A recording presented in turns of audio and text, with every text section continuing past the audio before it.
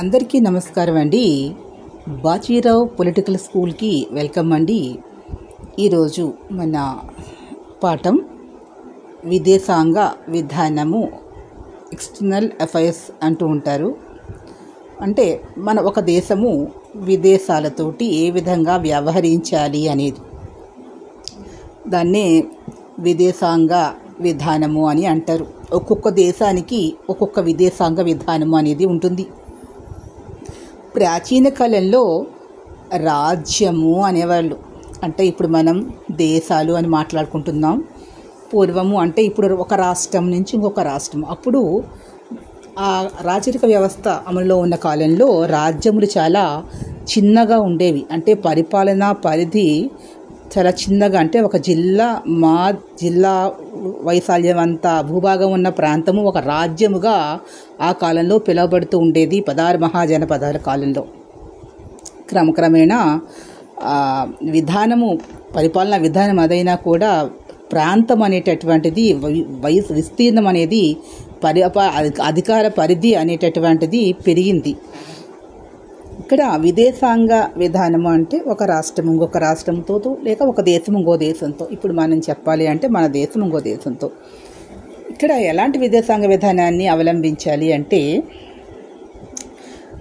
ఒక దేశము లేదా ఒక రాష్ట్రము లేదా ఒక రాజ్యము అన్నది వేరొక ప్రాంతము, రాజ్యము లేదా రాష్ట్రము, దేశము యొక్క అంతర్గత వ్యవహారాలలో తలదోచకుండా, వారి యొక్క అంతర్గత వ్యవహారాలు అంటే వారు అడిగితే తప్పించి వీరంతట వీరుగా వారి యొక్క పరిపాలనలో కానీ, రాజకీయ వ్యవహారములలో కానీ, అదేవిధంగా వారి యొక్క సైనికపరమైనటువంటి విషయాలలో కానీ తలదూర్చకుండా కేవలము విద్యాపరంగా, సాంస్కృతిక పరంగా, వ్యాపార వాణిజ్యపరంగా, అదేవిధంగా సాంకేతికంగా, శాస్త్ర సాంకేతికాల పరంగా, ఆర్థికంగా అంటే పరిశ్రమలని పరంగా, సహజ వనరులని విషయంలో ఈ అంశాల యందు మాత్రమే ఒకరినొకరు సహాయం చేసుకుంటూ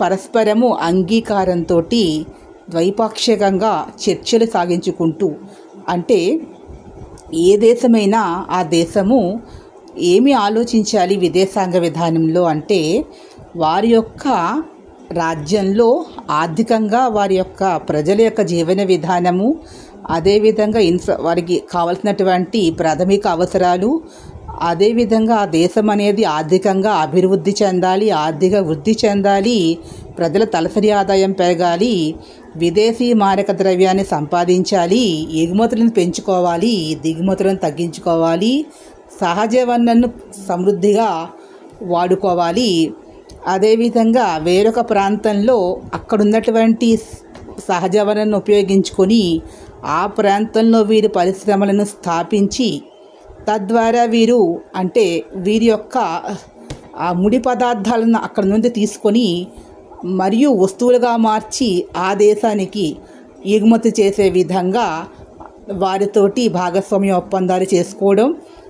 వేరే ప్రాంతం వాళ్ళు మన ప్రాంతంలో పరిశ్రమలను స్థాపించి వాళ్ళకు కొన్ని సబ్సిడీలు ఇచ్చి మన ప్రాంతంలో ఉన్నటువంటి నిరుపయోగమైన భూములలో వారికి అవకాశాలు కల్పించి, అంటే చౌకగా కొద్దిగా తక్కువ రేటుతో విద్యుత్ ఉత్పత్తి స్థలాలు ఇప్పిస్తే మన ప్రాంతంలో వారి ఉత్పత్తులు ఇక్కడ ఉంటాయి. అంటే ఒక రకంగా కొంతమంది ప్రజలకి మన ప్రాంతంలో ఉపాధి అవకాశాలు జరుగుతాయి. తద్వారా ఆ ప్రాంతంలో రోడ్లు, రవాణా సౌకర్యాలు అన్నీ అభివృద్ధి చెందడం అనేది జరుగుతుంది. కాబట్టి తద్వారా వారు మన దేశంలో ఇక్కడ పెట్టినప్పుడు మన దేశానికి పన్ను కడతారు. ఆ పన్ను రూపంలో దేశానికి లేదా ప్రాంతానికి ఆదాయం అనేది వస్తుంది. తద్వారా దేశం అనేది అభివృద్ధి చెందుతుంది, మానవాళి కూడా అభివృద్ధి చెందుతారు.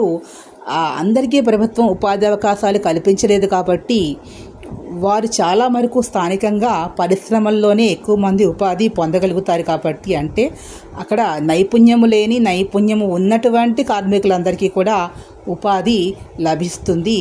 అదేవిధంగా విద్యా విషయాలలో, సాంకేతిక విషయాల్లో కూడా వారి దగ్గర నుంచి మనం నేర్చుకోవడం, మనం వారికి చెప్పడం, పరస్పర సహకారము, సంస్కృతిని కూడా వారికి తెలియజెప్తూ మన సంస్కృతి గొప్పతనాన్ని వేరే దేశాల్లో మనం వ్యాపింపజేసేదానికి అవకాశం అనేది ఉంటుంది. ఇలాంటి సంబంధాలు కొనసాగించడం వల్ల అంటే విదేశాంగ విధానం అనేటటువంటిది ఆ యొక్క రాజ్యాన్ని బలోపేతం చేసుకోవాలి. సైనిక పరంగా కూడా ఒక దేశం బలోపేతం అవ్వాలి అంటే ఆర్థికమైనటువంటి వనరులు ఉండాలి.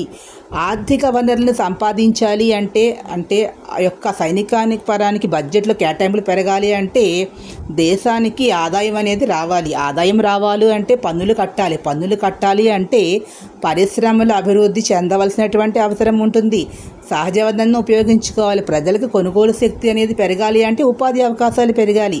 ఉపాధి అవకాశాలు పెరగాలి అంటే ఏం చేయాలి? సంక్షేమ కార్యక్రమాలు అమలు చేయాలన్నా కూడా ఆర్థిక వనరులు అనేవి మూలం. కాబట్టి మానవ వనరులని సహజ వనరులని కూడా సక్రమంగా వినియోగించుకున్నట్లయితే ఆర్థిక వనరులు కూడా మనకి పెరుగుతాయి. ఆర్థిక వనరులు పెరగాలి అంటే సహజ వనరులను ఉపయోగించుకోవాలి. అదేవిధంగా సంపదను వృద్ధి చేసుకోవాలి.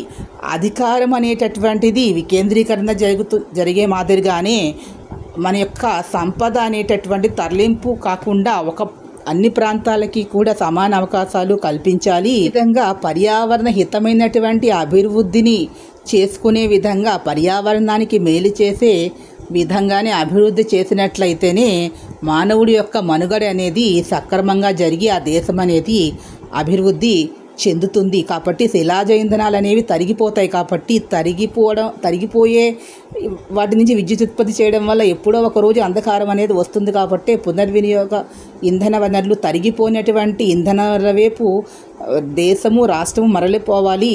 తద్వారా విద్యుత్ ఉత్పత్తి సాధించే పరిశ్రమలను ఏర్పాటు చేసినట్లయితే దేశం అనేటటువంటిది అభివృద్ధి చెందుతుంది.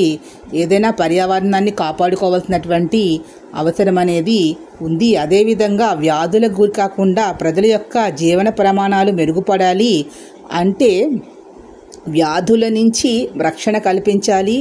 వ్యాధులు వచ్చినప్పుడు టీకాలు మందులు అనేవి దేశంలోనే ఉత్పత్తి చేసుకున్నట్లయితే మనం దిగుమతి చేసుకోవాల్సిన అవసరం ఉండదు. ప్రజలకి తొందరగా మనం వైద్యం అందించగలుగుతాం. కాబట్టి ఆ యొక్క ఏదైతే వైద్యంలో కూడా పరిశోధన అభివృద్ధి మీద ప్రభుత్వం అనేది కేటాయింపులు పెంచవలసినటువంటి అవసరం ఎంతైనా ఉంది. ఎందుకు అంటే పరిశోధన చేయడం వలన కొత్తవి తయారవుతాయి కాబట్టి వాటిని మనం ఎగుమతి చేసేటటువంటి అవకాశం కూడా ఉంటుంది. కాబట్టి ఒక డిజైన్ డెవలప్మెంట్తో డిజైనే కాకుండా దాన్ని అభివృద్ధి చేయడము, తద్వారా అలాంటి యొక్క పరికరాలు తయారు చేసేటటువంటి ఏవైతే ఉంటాయో పరిశ్రమలు మేక్ ఇన్ ఇండియా అలా భారతదేశంలోనే తయారీ రంగాన్ని అభివృద్ధి చేసుకోవాల్సినటువంటి అవసరం ఉంది. ఆ విధంగా విదేశాంగ విధానం అనేది ఆలోచన చెయ్యాలి. అంటే మన వనరులను మనం సద్వినియోగం చేసుకుంటూ వేరే దేశంలో ఉన్నటువంటి సహజ వనరులను మనము వారితో ద్వైపాక్షిక ఒప్పందం చేసుకొని వాటిని వాడుకొని వాటిని దిగుమతి చేసి మనం తెచ్చుకొని వాటి ద్వారా మనం ఉత్పత్తులు చేసి మళ్ళీ ఆ దేశాలకి ఎగుమతి చేసే విధంగా విదేశాంగ విధానం ఉన్నట్లయితే ఆ దేశం అనేది ఆర్థిక పరిస్థితిలో ప్రపంచంలోనే నెంబర్ 1గా ఉండగలుగుతుంది. ఇటువంటి విదేశాంగ విధానాన్ని పాలకులు అవలంబించవలసినటువంటి అవసరం అనేది ఎంతైనా ఉంది. పూర్వకాలం వస్తు వినియోగము అనేటటువంటిది ఉంది. వీరి వస్తువు వారికి ఇచ్చి వారి వస్తువు వీరు ఇచ్చేవాళ్ళు. అప్పుడు ధనం అనేటటువంటిది లేదు. కాయిన్స్ అనేటటువంటి నాణ్యాలు కానీ రూపాయలు లేని సమయంలో వస్తు వినిమయ పద్ధతి అని ఉండేది.